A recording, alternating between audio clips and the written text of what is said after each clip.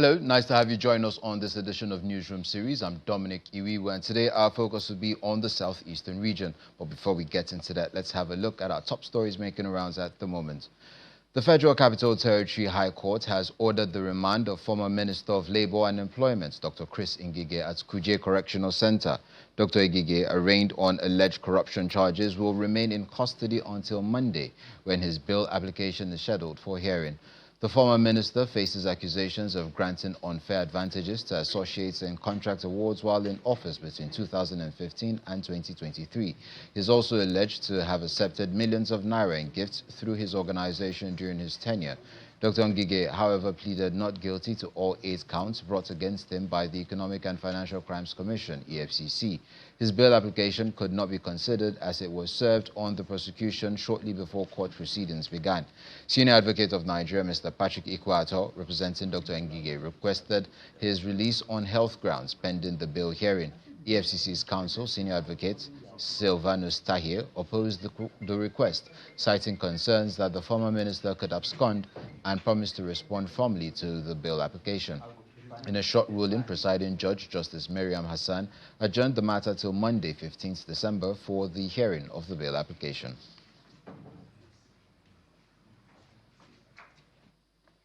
River State Governor Siminalayi Fubara has been formally documented as a member of the All Progressives Congress after receiving his party membership card at Government House in Port Harcourt. The card was presented by the River State APC Chairman, Tony Okocha, who represented the APC National Chairman, Professor Nentawa Yowatada. The ceremony was attended by senior party figures, including the Minister of Aviation and Aerospace Development, Festus Keyamo. Mr. Keyamo was the guest of Governor Fubara for the commissioning of Ikwere Road, Igweruta Airport Road project and flag off of the construction of a bypass to provide access to communities around the Port Harcourt International Airport. Speaking at the event, Governor Fubara said his decision to join the APC was aimed at promoting unity and development in River State. Governor Fubara said aligning with the ruling party at the federal level became necessary to ensure political stability and accelerate development across the state. He noted that supporting President Bola Tinubu is not only a matter of political alignment, but also a show of appreciation for the president's sacrifices in keeping River State's government standing through its most challenging moments.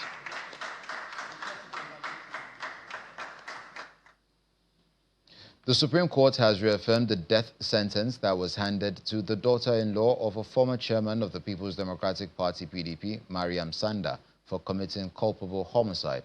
In a split judgment of 4-1, a 5-member panel of justices of the Apex Court restated the judicial pronouncements that ordered her death by hanging. The court resolved all the issues she raised to set aside her conviction and the sentence against her and dismissed her appeal for want of merit. In the lead verdict delivered by Justice Moore Ademwe, the Apex Court held that the prosecution established her guilt beyond every reasonable doubt. It held that the Court of Appeal's decision that upheld the sentence that was passed by the trial court was unassailable. The Supreme Court held that it was wrong for the executive to seek to exercise his powers to grant pardon over a case of culpable homicide in respect of which an appeal was pending. An Abuja High Court had on January 27, 2020 sentenced her to death by hanging after she was found guilty of stabbing her husband, Bilyamin Bello, to death at the Abuja residence in 2017.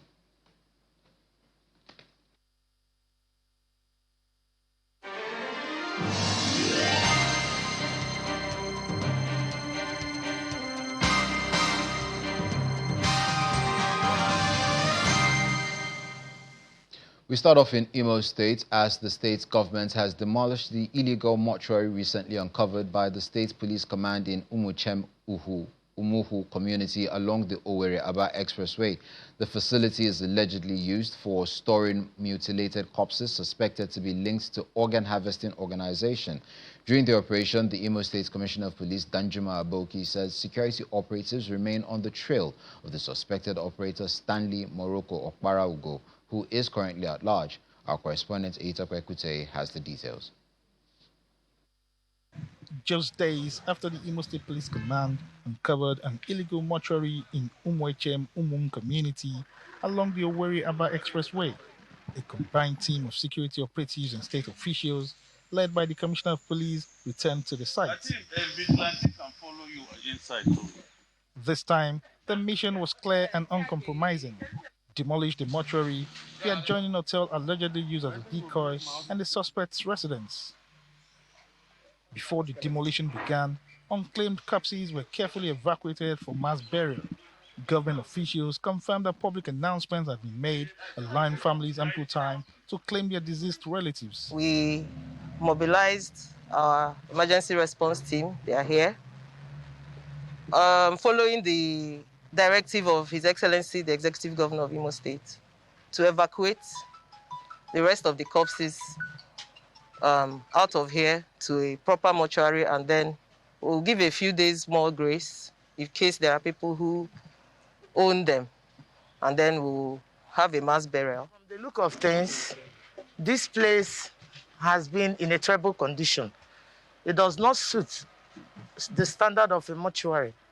So based on that, we made a decision that we will report back to His Excellency. And as of today, a decision has been reached for this place to be demolished, as I said last week, after making sure that people picked their relatives that are, kept in this place for a long time without proper care. So when we made the announcement, we noticed that they started evacuating some corpses. I got some calls from their relatives. I got some calls from some of the indigenes of this local government who came to say that they have their relatives lodged here. The Commissioner of Police, Danjuma Aboki, assured that while the suspected operator remains at large, security operatives are actively pursuing him. We are going to wait for some days for those that devils the corpse should come and claim their corpses. And up till now, the owner of the mortuary that was declared wanted, he has not come out. Up till now, we don't know who owned this mortuary.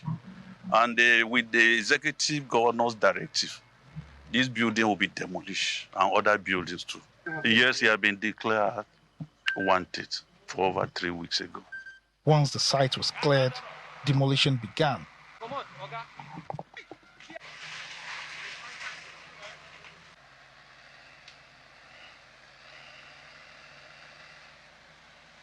The team moved systematically from the mortuary to the adjoining hotel, believed to have served as a cover for the illicit operation.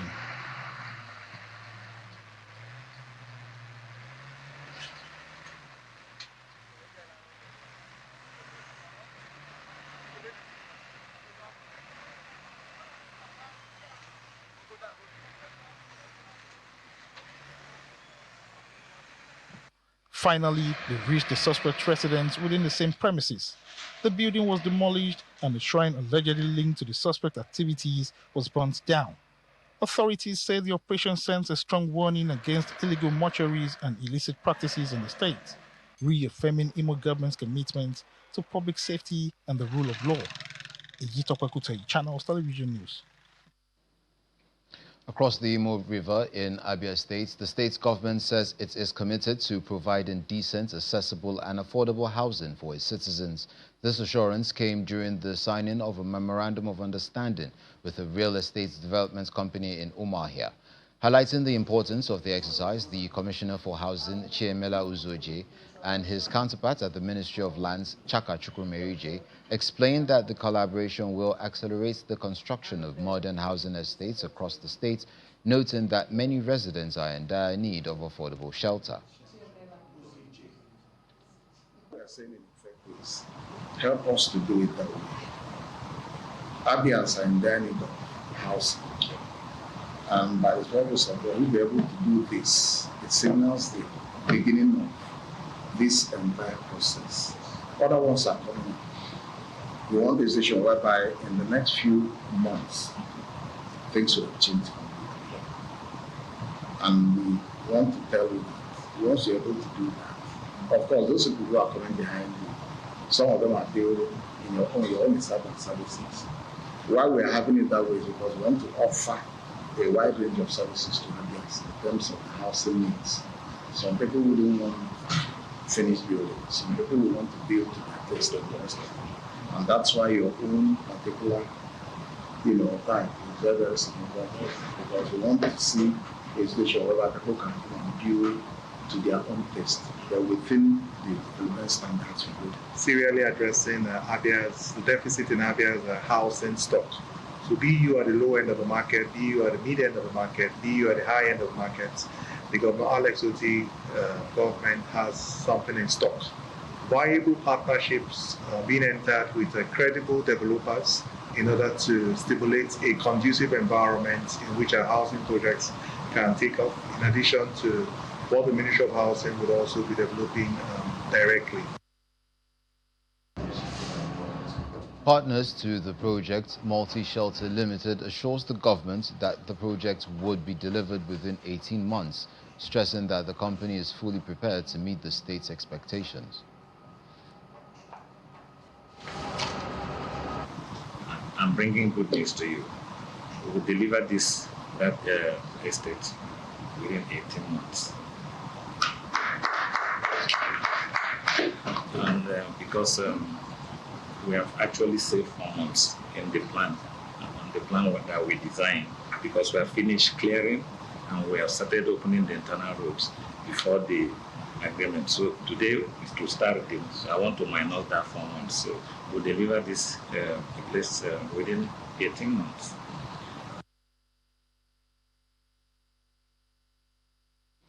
Over in Anambra State, the governor, Professor Chukwuma Soludo, has officially opened the brand new protocol lounge at the Chinua Achebe International Airport in Umueri, Anambra State. The state-of-the-art facility aims to elevate the airport's aviation infrastructure and hospitality services, providing a comfortable and secure space for dignitaries, government officials, and high-profile travelers.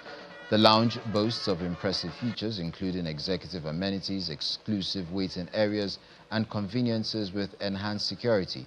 The development is part of Governor Soludo's multi-phased plan to upgrade airport facilities, enhance passenger experience, and attract regional and international air traffic.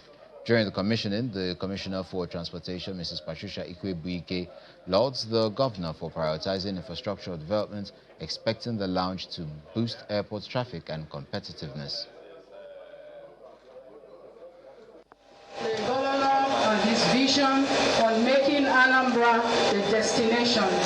When we go inside, you will see what I mean. This is giving comfort and convenience to our very important dignitaries that will come into Anambra.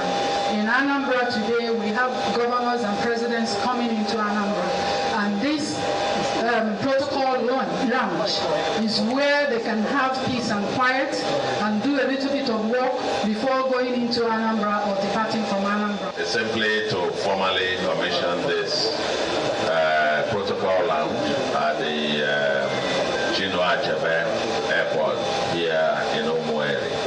It's been a little short while, some months ago, we started this project, and so that, as the Commissioner has said, to be able to provide some comfort to our very important travelers who are entitled to protocol services, that whether they are waiting for their flight or they have arrived and they need to freshen up and so on, they're welcome to use our protocol lounge from today going forward. This is available to the right categories of people who are entitled to protocol services. And I think you'll have a long list of them. To the glory of God, we commissioned this today for the comfort, safety, and comfort of all those who will use it. I will say, commission this in the name of the Father, and of the Son, and of the Holy Spirit.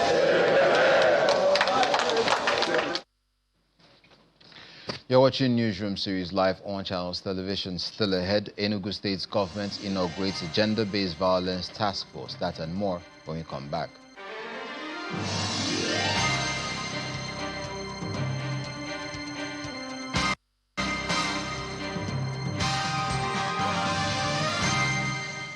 Welcome back. The Enugu State government has inaugurated the Enugu State Gender-Based Violence Task Force and signed the Memorandum of Understanding for an integrated GBV response in the state. The The program is organized in partnership with the civil society organization, Economic and Social Empowerment of Rural Communities, with support from the French government through the French Embassy Fund for Civil Society. According to the government, the effort is in line with its determination to break the GBV cycle and create a survivor service center and promote community engagement.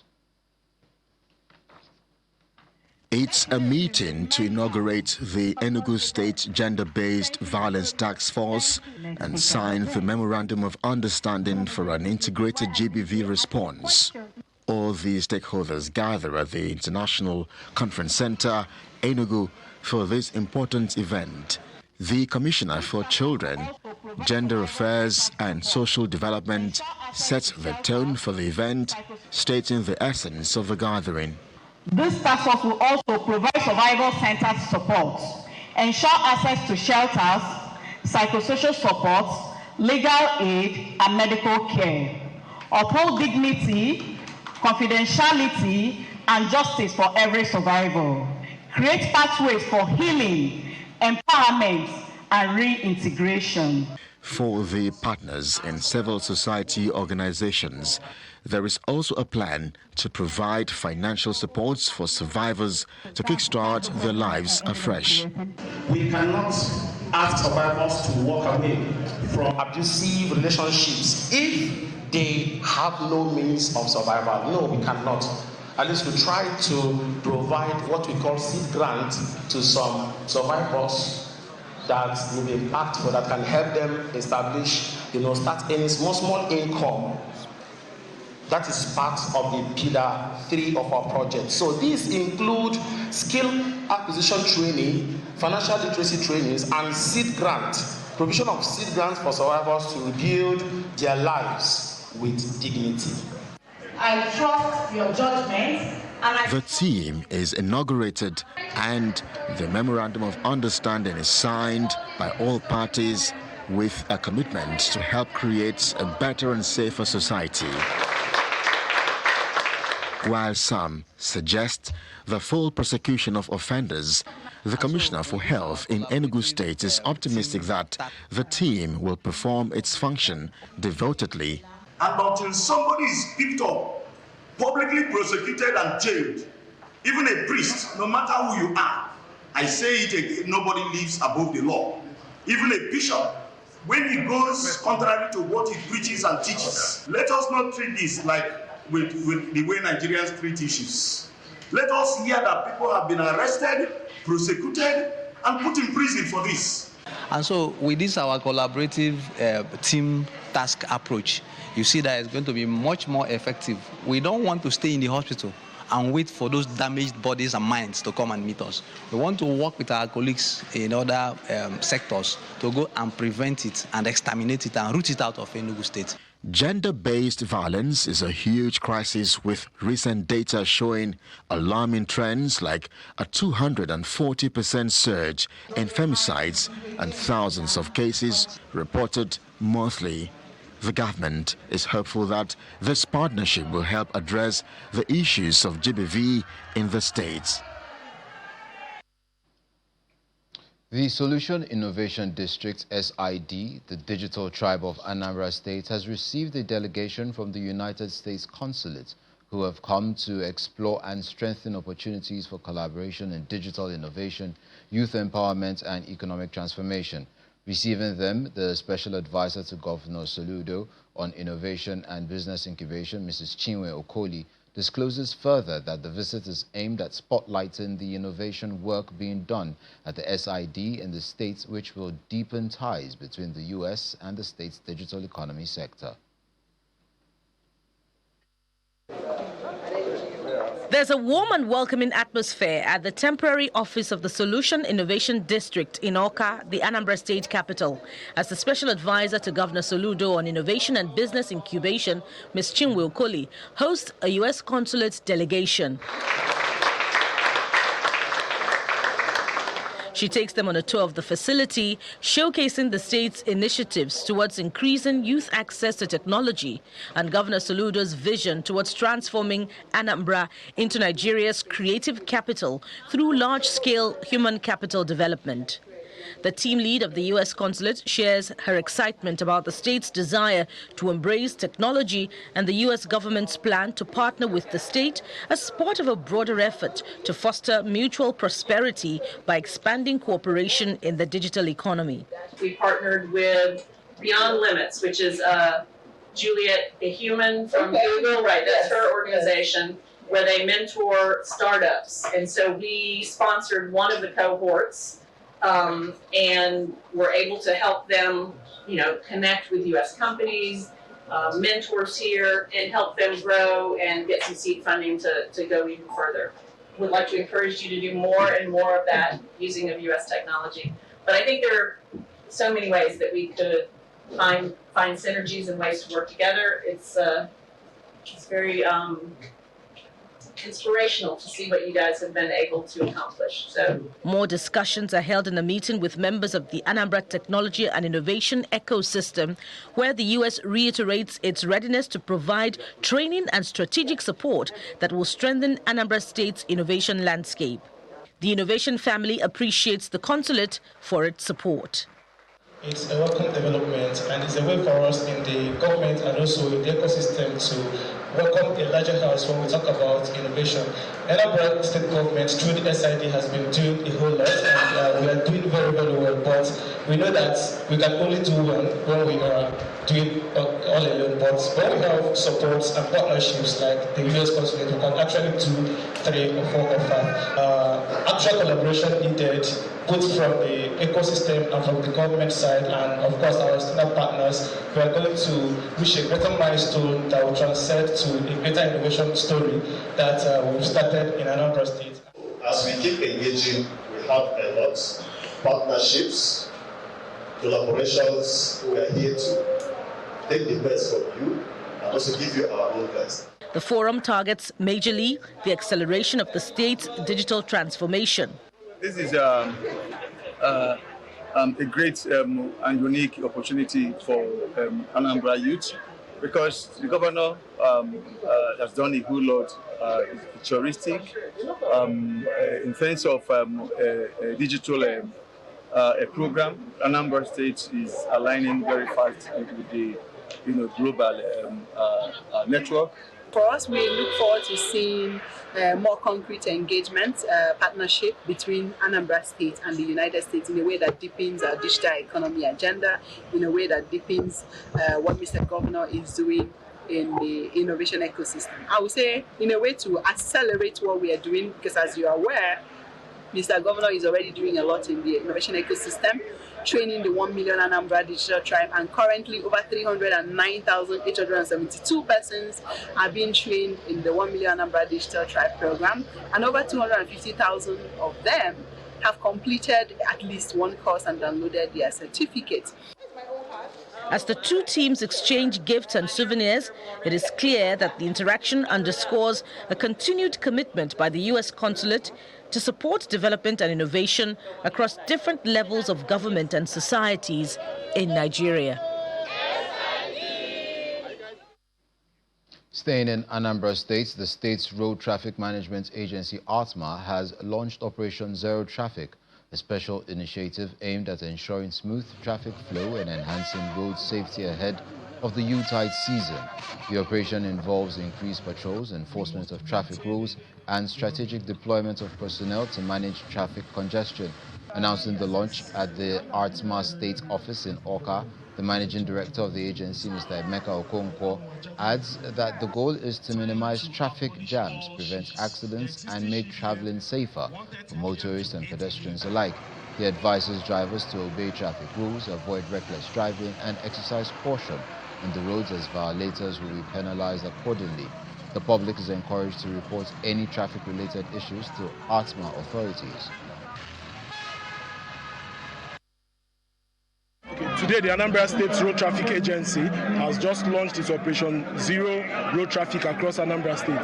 The essence of this is to make sure the officers are on ground, so whoever comes into Anambra has the ability to attend to 3 or 4 events this festive period. We also want to use this opportunity to tell the road users that it's very important to obey the road signs across the state. In Anambra State today, Mr. Governor Professor Charles Chukwuma Soludo has completely overhauled and installed new traffic lights across all junctions in this state. And it is very important that these traffic lights must be observed. Once it's red, you must stop before the stop line. We have the stop line before every traffic light across the state. There is no room for pardon. Once we impound your vehicle will be in the Atma premises all through the festive period. We want strict adherence to these road signs and these road rules, so the roads in Anambra State will be traffic-free this period. That's the only way we can ensure that our Operation Zero Traffic across Anambra State is achieved. And that's where we drop the anchor this edition of Newsroom series. I'm Dominic Iwiwu. Enjoy the rest of your day.